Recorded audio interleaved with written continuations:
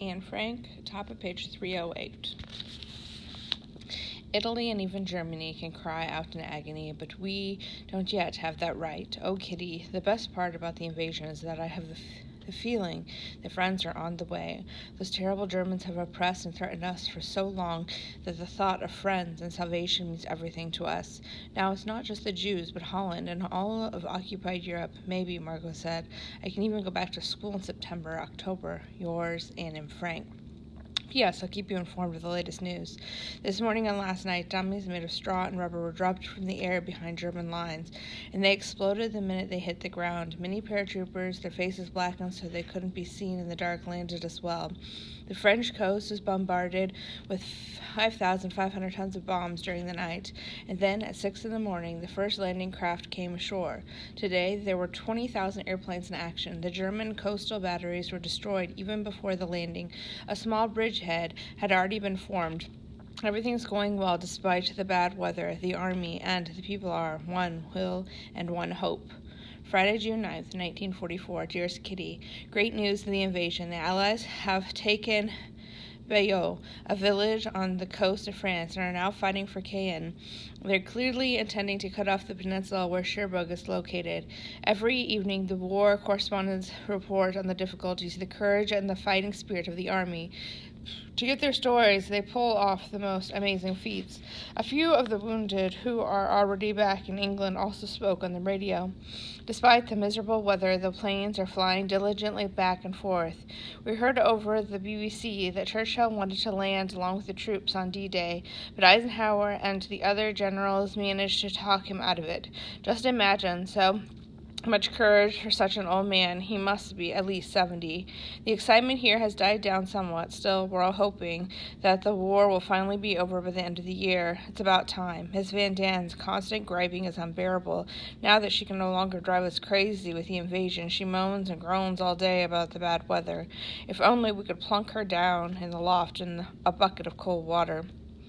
Everyone in the annex except Mr. Van Dam and Peter has read the Hungarian Rhapsody trilogy, a biography of the composer of piano virtuoso and child prodigy Franz Liszt. It's very interesting, though in my opinion there's a bit too much emphasis on women. Liszt was not only the greatest and most famous pianist of his time, he was also the biggest womanizer. Even at the age of 70, he had an affair with Countess Marie de Holt, Princess Caroline Saint-Justine, the dancer Lola Montez, the pianist Agnes Kingworth, the pianist Sophie Mentor, the Circean Princess Olga Janina, Baroness Olga Meinkopf, actress Lila, what's her name, etc., etc., and there's no end to it.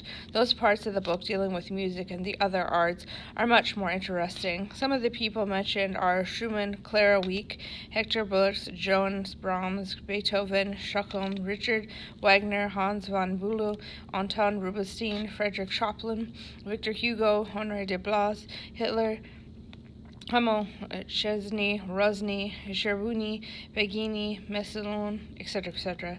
Liszt appears to have been a decent man, very generous and modest, though exceptionally vain. He helped others, put art above all else, was extremely fond of cognac and women, couldn't bear the sight of tears, was a gentleman, couldn't refuse anyone a favor, wasn't interested in money, and cared about religious freedom and the world. Yours, Anne and Frank. Tuesday, June 13th, 1944. Dearest Kit, another birthday has gone by, so I am now 15. I received quite a few gifts: Springer's 5-volume art history book, a set of underwear, 2 belts, a handkerchief, 2 jars of yogurt, a jar of jam, 2 honey cookies small, a botany book from father and mother, a gold bracelet from Margot, a sticker album from the Van Dans, biomalt and sweet peas from Dussel, candy from Meep, candy and notebooks from Bep and the High Point, the book Maria Theresa, and 3 slices of full cream cheese from Mr. Cougar. Peter gave me a lovely bouquet of peonies. The poor boy had put a lot of effort into finding a present, but nothing quite worked out. The invasion is still going splendidly, in spite of the miserable weather, pouring rains, gale winds, and high seas. Yesterday, Churchill, Smuts, Eisenhower, and Arnold visited the French villages that the British had captured and liberated. Churchill was on a torpedo boat that shelled the coast. Like many men, he doesn't seem to know what fear is, an enviable trait. From our position here in Fort Annex, it's difficult to gauge the mood of the Dutch. No doubt many people are glad the idle British have finally rolled up their sleeves and gotten down to work. Those who keep claiming they don't want to be occupied by the British don't realize how unfair they're being. Their line of reasoning boils down to this: England must fight, struggle, and sacrifice its sons to liberate Holland and the other occupied countries. After that, the British shouldn't remain in Holland. They should offer their most abject apologies to all the occupied countries, restore the Dutch East Indies to its rightful owner, and then return. Weakened and impoverished to England. What a bunch of idiots. And yet, as I've already said, many Dutch people can be counted among their ranks. What would have become of Holland and its neighbors if England had signed a peace treaty with Germany, as it had ample opportunity to do? Holland would have become German, and that would have been the end of that.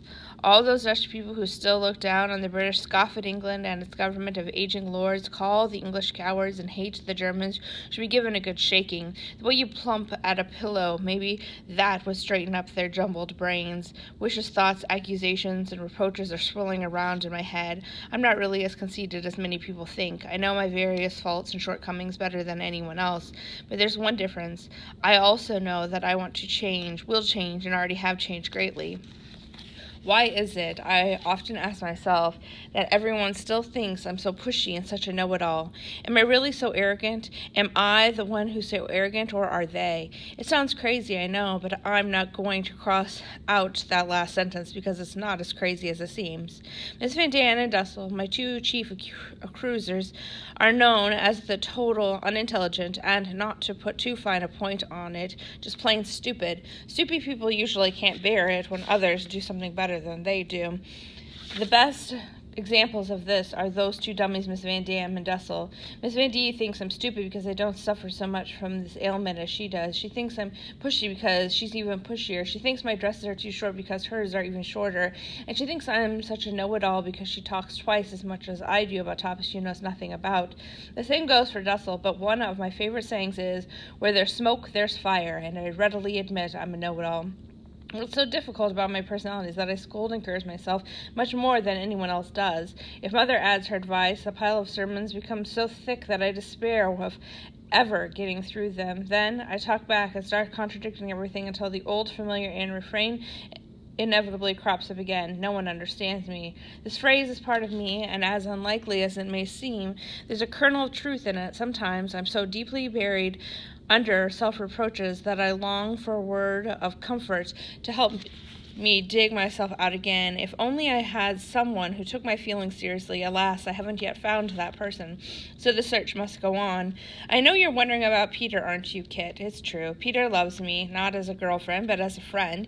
His affection grows day by day, but some mysterious force is holding us back, and I don't know what it is.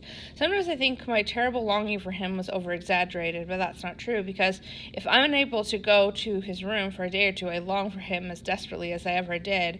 Peter is kind and good, and yet I can't deny that he's disappointed me in many ways. I especially don't care for his dislike of religion, his talk of food, and various things of that nature. Still, I'm firmly convinced that we'll stick to our agreement never to quarrel. Peter is peace-loving, tolerant, and extremely easygoing. He lets me say a lot of things to him that he'd never accept from his mother. He's making a determined effort to remove the blots from his copybook and keep his affairs in order. Yet why does he hide his innermost self and never allow me access? Of course, he's more closed than I am, but I know from experience, even though I'm constantly being accused of knowing all there is to know in theory, but not in practice, that in time, even the most uncommunicative types will long as much, or even more, for someone to confide in. Peter and I have both spent our contemplative years in the annex. We often discuss the future, the past, and the present, but as I've already told you, I miss the real thing, and yet I know it exists. Is it because I haven't been outdoors for so long that I've become so smitten with nature? I remember a time when a magnificent blue sky, chirping birds, moonlight, and budding blossoms wouldn't have captivated me. Things have changed since I came here. One night during the Pentecost holiday, for instance, when it was so hot I struggled to keep my eyes open until 11:30 so I could get a good look at the moon. All of my own for once. Alas, my sacrifice was in vain, since there was too much glare and I couldn't risk opening a window. Another time, several months ago, I happened to be upstairs one night when the window was open. I didn't go back down until it had to be closed again. The dark, rainy evening, the wind, the racing clouds had me spellbound. It was the first time in a year and a half that I had seen the night face to face. After that evening, my longing to see it again was even greater than my fear of burglars, dark, rat-infested house, or police raids. I went up downstairs all by myself and looked out the window in the kitchen and private office. Many people think nature is beautiful. Many people sleep from time to time under the starry sky, and many people in hospitals and prisons long for the day when they'll be free to enjoy what nature has to offer. But few are as isolated and cut off as we are from the joys of nature, which can be shared by rich and poor alike. It's not just my imagination. Looking at the sky, the clouds, the moon, and the stars really does make me feel calm and hopeful. It's much better medicine than valerian or bromide. Nature makes me feel humble and ready to face every blow with courage. As luck would have it, I'm only able, except for a few rare occasions, to view nature through dusty curtains tacked over dirt-caked windows. It takes the pleasure out of looking. Nature is the one thing for which there is no substitute. One of the many questions that have often bothered me is why women have been and still are thought to be so inferior to men. It's easy to say it's unfair, but that's not enough for me. I'd really like to know the reason for this great injustice. Men presumably dominate women from the very beginning because of their greater physical strength. It's men who earn a living, beget children, and do as they please. Until recently, women slightly went along with this, which was stupid, since the longer it kept up, the more deeply entrenched it becomes. Fortunately, education, work, and progress have opened women's eyes. In many countries, they have been granted equal rights. Many people, mainly women, but also men, now realize how wrong it was to tolerate the state of affairs for so long. Modern women want the right to be completely independent.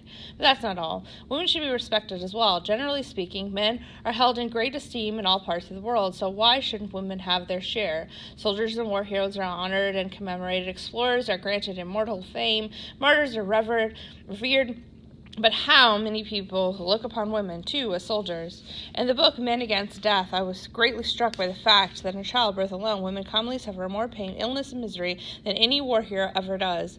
And what's her reward for enduring all that pain? She gets pushed aside when she's disfigured by birth. Her children soon leave. Her beauty is gone. Women who struggle and suffer pain to ensure the continuation of the human race make much tougher and more courageous soldiers than all those big-mouth freedom-fighting heroes put together. I don't mean to imply that women should stop having children. On the contrary, nature intended them to, and that's the way it should be. What I condemn are our system of values and the men who don't acknowledge how great, difficult, but ultimately beautiful women's share in society is. I agree completely with Paul de Cruyff, the author of this book, when he says that men must learn that birth is no longer thought of as an inevitable and unavoidable in those parts of the world we consider civilized. It's easy for men to talk. They don't and never will have to bear the woes that women do. I believe that in the course of the next century, the notion that it's the woman's duty to have children will change and make way for the respect and admiration of all women who bear their burdens without complaint or a lot of pompous words. Yours, Anne M. Frank.